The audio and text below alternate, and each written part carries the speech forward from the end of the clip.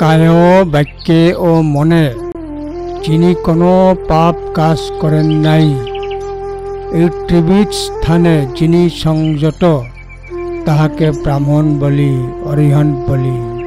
ধম্মপদ 391।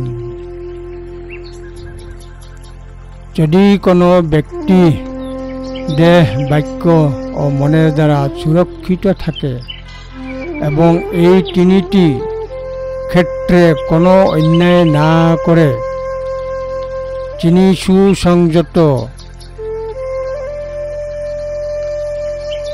তবে আমি সেই ব্যক্তিকে প্রকৃত ব্রাহ্মণ বলি, প্রকৃত অরহন্ত বলি। সে একজন সাধক। ধম্মপদ 391। যচ্ছ কায়েন বাসায় মনসা নত্থি দুঃখতং সংভূতং তিহি থানেহি তমহং ব্রহ্মী ব্রাহ্মণং। 391।